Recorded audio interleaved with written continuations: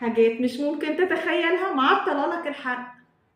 بالليل، معقوله اكل بالليل؟ ده انا ما باكلش غير وجبه واحده بس، انا طول النهار بره وباكل كميه قليله قوي. بس خلقه ربنا ان احنا وجعلنا الليل لباسا.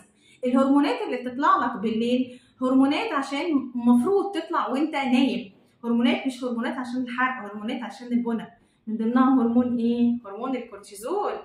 فانت لو انت بتاكل بالليل نفس حتى اكلك العادي بس ونفس السعرات اللي المفروض جسمك محتاجها بس بالليل، مع وجود الكورتيزول، كميه الاكل اللي انت اكلته مع ان الحرق بالليل اقل من العادي، كل الدهون والزياده اللي انت بتاكلها هتتراكم فين؟ في محيط البطن ده، اللي هو بعد كده هيبقى الكرش، اللي هو بعد كده هيبقى دهون حشويه تعمل مقاومه انسولين، اللي هو بعد كده هيكون معطل لك الحرق.